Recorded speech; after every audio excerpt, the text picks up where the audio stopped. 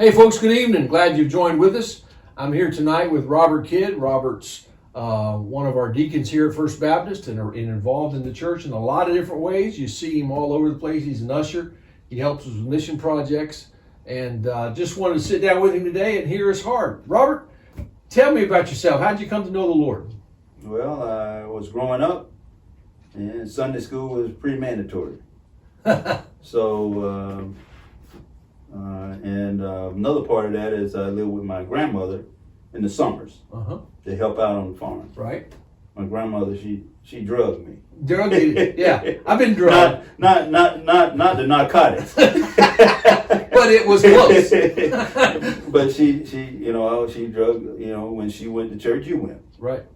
What? This was up in Tallahassee? Tallahassee. Yeah. Tallahassee. Okay. Yeah. We moved down here when I was in 7th grade. Okay. And I joined the church here. Okay. In St. Petersburg. First Baptist? No. Okay. This was another church okay. here. And I joined the church there and sang in the choir, youth choir, and things like that. And I've been involved in the church all my life. What's Jesus doing in your life today, Robert? Well, Jesus is everything in my life. So everything. If God isn't in it, I'm not with it. Okay. So every part of my life, God is there all the time. So that's a tough question for me to answer. Sure. Because basically, that's my guide. Is there a passage of scripture that really kind of speaks to you today? Yes, but it's the 10 Commandments. Okay, fair enough. And that's more so because of the times we're living in. Yeah, we just need those guidelines and those guideposts. Seems like a lot of people are missing the message. So those 10 Commandments kind of are like you said, that Jesus is everything to you, and the 10 Commandments kind of provide structure, and we need that in our life today. It's seeming like at times out of order and kind of wonky. Yeah. Robert, as an African American man, what can you say to me that could let me in on what it's like being an African American man in St. Petersburg in these days where racism and racial issues seem to be on everybody's mind? Well, that's going to be very difficult because being an African American, growing up in this country, you are never the same. You move in phases. Mm-hmm. So you're moving in phases from an infant all the way through adulthood, all the way through senior citizen. Right. Because what you had to go through is fighting adversity in our country. To explain that, I can't explain that because every person, it's not monolithic. Every person goes through this life on a different path. Mm-hmm. Some people might have it easier than others. Some people may have it tougher than others. Right. So, but it is by our faith how we move and be successful no matter where you're at. What the adversity No matter what the adversity is, your faith is going to carry you with the hope of the future of things getting better. And you know that God won't leave you. That's right. So that's been a part of my life, even when I put 30 years of my life in law enforcement. Mm-hmm. So basically, I used to tell people when I retired, half of my life was spent helping people. Right. After something happened. Right. Okay. So I want to spend the rest of my life helping people before something happens. Gotcha. So it wasn't original. It was from a movie, Deja Vu, with I can't think of his name, Denzel. Right. And I went, wow, that explains a little bit about my life. Just to hear that line that he used in the movie, and I said, well, that's what I want to be. Okay. I want to do something for people now that I'm retired before something happens. Right. So how are you doing that? Well, I used to coach Okay. youth, and I worked a little bit outside the box with Okay. First Tee of All right. St. Petersburg, which Uh-huh. is the youth golf program. Right. They started teaching them golf at 6 years old all Very the way cool. Yeah. up. And I try to do as much volunteering as I can through my church and through other organizations. Mm-hmm. And I try to give some financial support to other causes that I believe in and interested in. Very cool. So Robert, with all the racial information and news that's going on today, we've talked before about your struggles with that. Can you speak to some of the struggles you are experiencing personally, just in your heart and in your mind about racial issues going on in our society today? Sure. Without being political. Sure. Which is hard these days. Well, the election of the current president, mm-hmm. and how things have evolved with his leadership has exposed our country as it thought it was much further ahead racially issues than it is. But this exposure has exposed it in such a huge way that race issues are even bigger now. Right.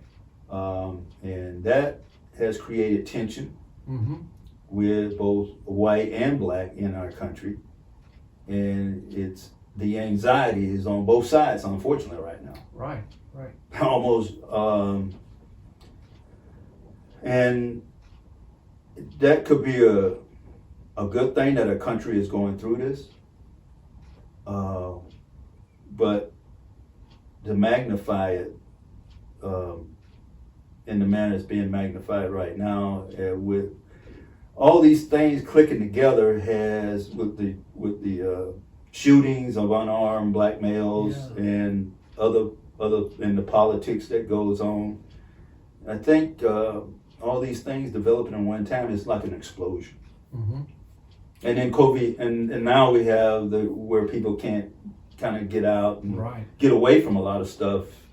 I think it's causing a lot of built up tension that can't be released in a healthy manner. Yeah. So, and I totally agree with you. I want to resonate, and I do resonate with your thought that there's been a spotlight on what many of us. I will say that I'm part of that group that thought we were farther along in racial equality than we seem to be today, because of all these different spotlights, politically, socially, culturally, that as you say, has shined that light on racism, and I'm realizing it's still alive and ugly today as it was 50, 60, 70 years ago. Would you agree with that? Oh yeah. The only thing about this generation now is more educated, mm-hmm. more a generation that was brought up with more diversity, mm-hmm. More intermingling of the races. Right. They're not going to have the same ideology as the past generation. Yeah. And so that's why we're seeing we're seeing a rainbow coalition of people out there now, mm-hmm. not just blacks protesting. Right. There's whites and blacks protesting together mm-hmm. about the same issues, not separate issues like in the past. Right. It was whites would protest about this and mm-hmm. blacks would protest about this. This is a rainbow of people out there protesting about social injustice that they see, and they want to do something about it. And that is, these people aren't going to go anywhere.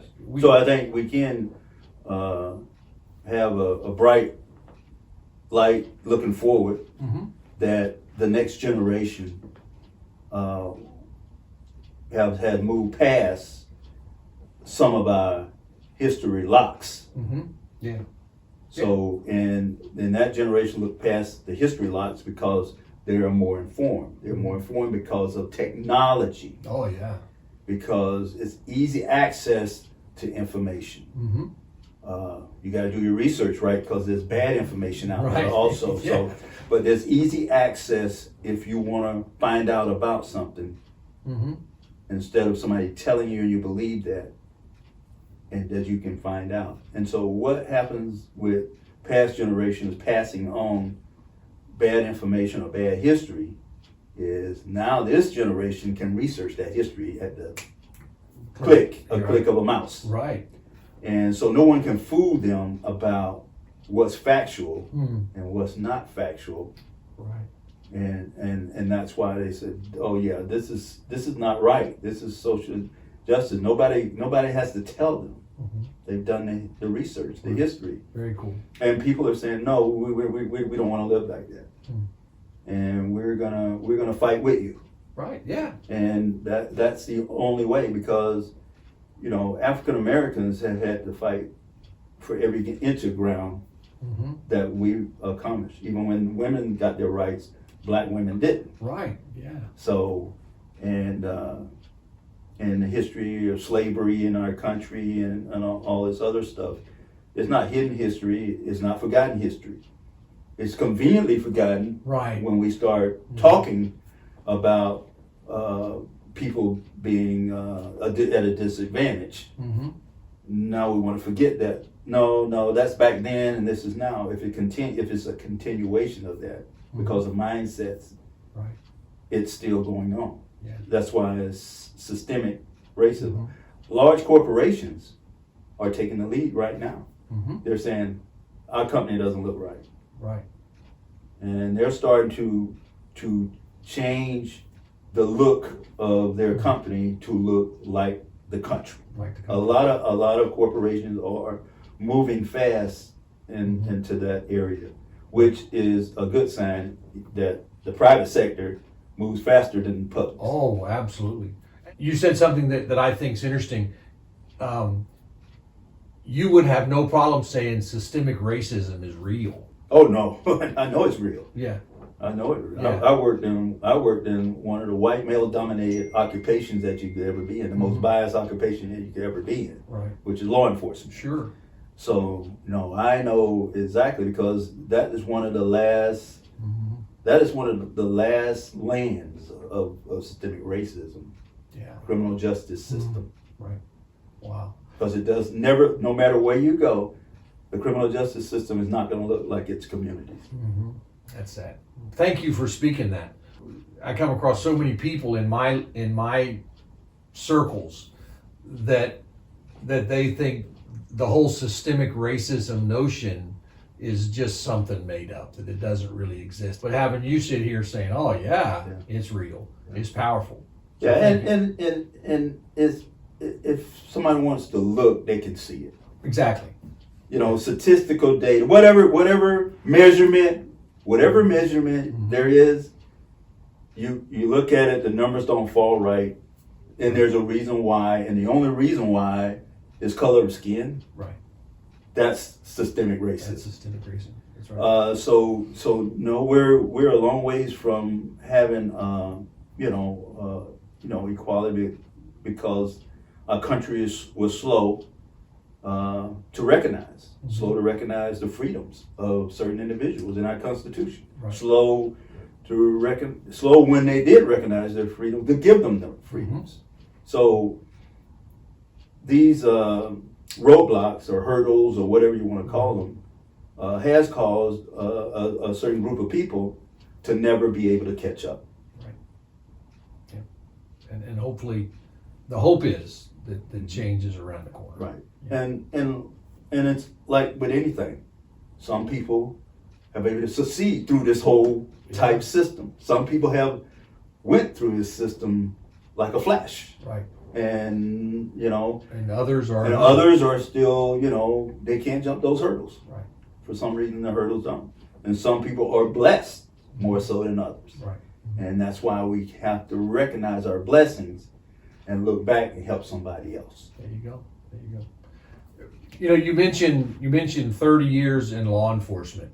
Kind of shifting gears a little bit with all the press that the law enforcement is receiving with defunding the police and bad cops out there and good cops out there. What's your take as a law enforcement guy sitting here, been through those battles? What do you say about all that that conversation? You're in the high 90 percentile for the good cops. Mm-hmm. Very high 90 percentile for the good cops. Okay. So there are cops, but all that comes down to, if we to be realistic, comes down to supervision. Because you're not going to hire perfect people. Right, yeah. So you're going to have cops who, you hire, seem like good people when you hire them, right? Yeah. But power and authority changes some people more than others. Yeah. Some people can't handle power and authority. Mm-hmm. So that's why supervision, that's why they have supervisors. Supervisors have to catch that when they see somebody who's overextended with those items. Gotcha. So your agency is as good as its middle management. There you go. Yeah, there you go. I hear that. Yeah. So that would be, if I was to have to give a law enforcement agency any advice, it would be, you got to have good middle management. Good middle management, keeping the officers supervised and in check with what they're doing out. They know who's on the street. They read all the reports. Yeah. They know they get all the complaints. They are the funnel of the deputy or officer who's on the street having that person-to-person contact with citizens. Right. And they know when somebody's got a hot wire. Yeah. Or a short temper or whatever. Because our main job is to try to de-escalate. And what these videos we're seeing now involving a lot of these law enforcement officers that the people are in uproar about, or that appears to be no de-escalation by law enforcement. Yeah. We're kind of wrapping our conversation up here, Robert. What gives you hope? Oh, what gives me hope is you never like to see unrest, violence, and protest. Peaceful protest is great, but also peaceful protesters can't determine who comes to their protest. Right. Yeah. So you have to look at this from the big picture, not like some people look at the picture and wanna paint people with a broad brush who are out protesting peacefully as being the same as the ones who aren't protesting peacefully. Exactly. So I think that everybody now is paying attention. This disruption has caused people to pay attention. This disruption has caused people to have reactions. Even law enforcement's reacting. They're doing their own reform. Right. So, and this thing about defunding the police, it's just somebody taking the title and blowing it up. Yeah. That is not. I think even the people who are blowing it up know it wasn't meant. It's just a good pony to ride. Right. Yeah. Right.